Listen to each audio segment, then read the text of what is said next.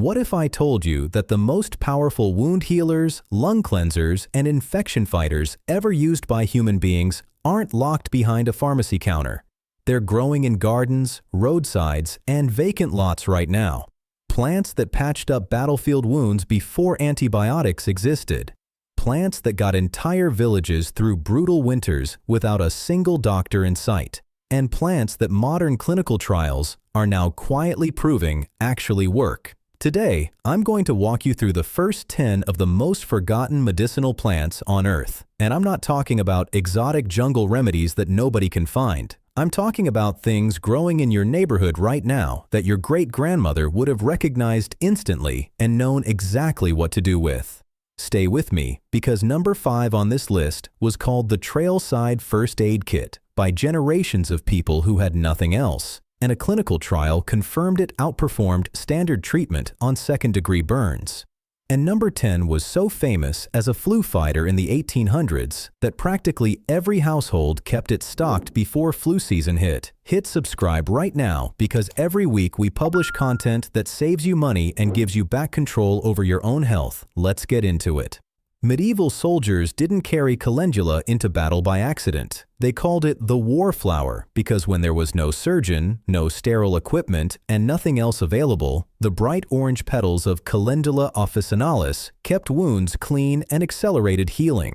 Modern clinical studies confirmed exactly that. Topically applied calendula extracts speed tissue repair, including burns and surgical wounds, thanks to compounds called triterpenes and flavonoids with real anti-inflammatory and antimicrobial action. You make a simple salve by infusing the dried flowers in oil. The reason this plant disappeared from pharmacies is straightforward. Nobody can patent a flower, but for anyone who wants effective wound care without a prescription, calendula is still out there in gardens everywhere, waiting to be remembered.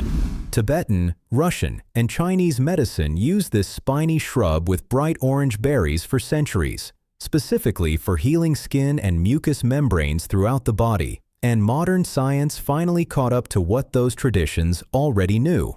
Hippophae rhamnoids oil is so rich in vitamins, antioxidants, and fatty acids that Russian cosmonauts used it in space to protect against radiation damage to skin. Human studies show measurable improvement in skin barrier function, accelerated wound healing, and relief from dry and inflamed mucous membranes, from eczema and atopic dermatitis to dry eye syndrome. What makes it genuinely special is a rare fatty acid called omega-7 that nourishes mucous membranes throughout the entire body from the inside out. For chronically dry and inflamed skin, sea buckthorn does what most moisturizers only claim to do. Few folk names in herbal medicine are as literal as knitbone, the historical nickname for comfrey. For centuries, roots and leaves of Symphytum officinale were applied externally to fractures, sprains, bruises, and torn tissue, and people swore that recovery came faster. Science confirmed it. Comfrey contains allantoin, a compound that stimulates cell proliferation, literally prompting your tissues to repair themselves more quickly. Multiple peer-reviewed clinical trials prove that topical comfrey root extract significantly reduces pain and improves function in sprains, muscle strains, and osteoarthritis. Critical note: external use only. The plant contains compounds that can burden the liver if consumed internally, but applied as a salve over soft tissue injuries, it remains one of the fastest natural healers available. That tall plant with velvety leaves and a spike of yellow flowers you've seen growing in abandoned lots and along roadsides, that's verbascum. And for centuries, it was the primary remedy for any kind of lung congestion, productive cough, bronchitis, and the thick mucus that settles into your chest and refuses to leave. The leaves contain saponins that act as natural expectorants, helping you bring up mucus instead of letting it sit in your lungs and develop into a deeper infection. Recent reviews confirm anti-inflammatory and antimicrobial effects on the respiratory system. The traditional preparation was a tea of dried leaves, carefully strained to remove the fine leaf hairs, taken 2 or 3 times daily during chest colds. Mullein disappeared from common use because we developed cough syrups and decongestants, but those often only suppress the cough without helping the body eliminate the infection. Mullein helps your lungs do exactly what they're already trying to do. Everyone has walked past plantain weed at least 1,000 times without recognizing it. Plantago major, that low-growing weed with oval leaves and thin flower spikes, grows in lawns, trails, and disturbed soil on virtually every corner of the planet. Native Americans called it white man's footprint because it seemed to appear everywhere European settlers walked.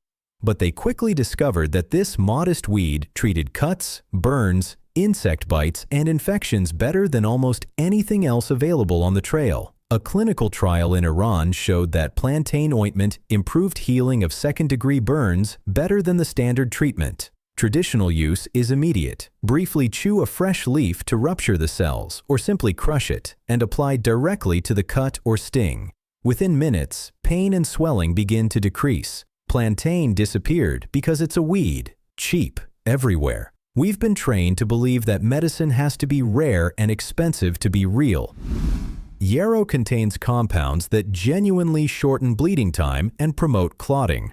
Throughout history, soldiers carried dried yarrow specifically to pack into open wounds, and it worked. The plant grows wild across North America and Europe, producing clusters of tiny white or pink flowers on tall stems. What makes it stand out is that it does two things most plants do separately.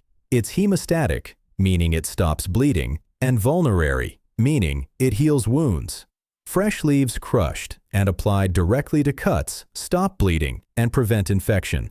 Tea brewed from the whole plant addresses fever and internal inflammation. For anyone spending time on trails or working outdoors, knowing that yarrow grows nearby and can stop a bleeding wound in minutes is genuinely practical knowledge. A plant called self-heal or heal-all tells you everything you need to know about how our ancestors regarded it.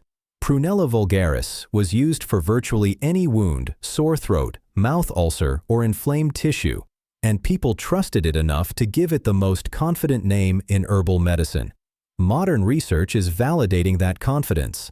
Studies show self-heal has genuine wound-healing properties, real anti-inflammatory effects, and even disrupts bacterial biofilms, the protective layers bacteria build that make infections harder to treat. The plant is especially effective on mucous membranes, which means it works particularly well for mouth ulcers, sore throats, and inflamed tissue in the mouth and throat, places where applying medicine is notoriously difficult.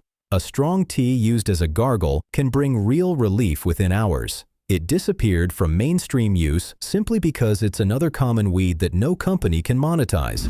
Medieval herbalists loved agrimony, particularly for anything involving the mouth, throat, or digestive tract.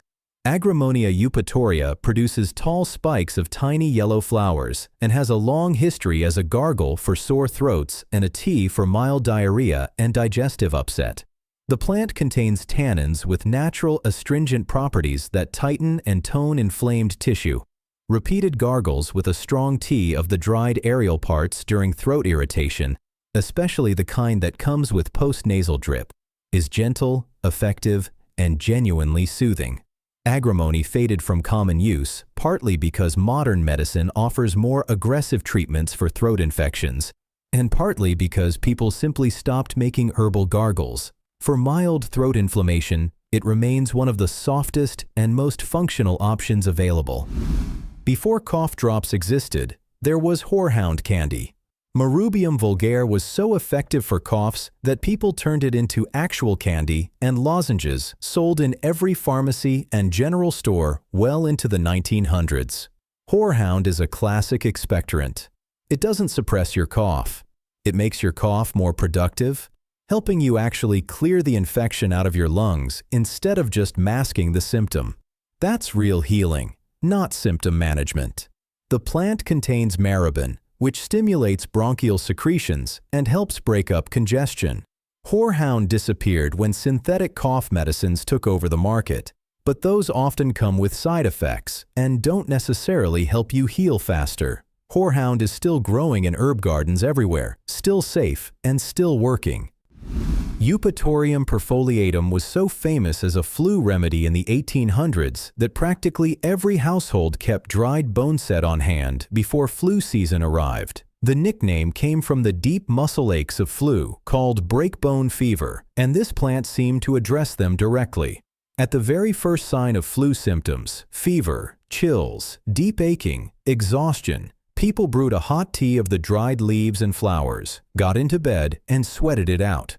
The plant appears to help the body mount an effective fever response rather than fighting against it. The tea is intensely bitter, one of the most bitter medicinal teas in the whole tradition.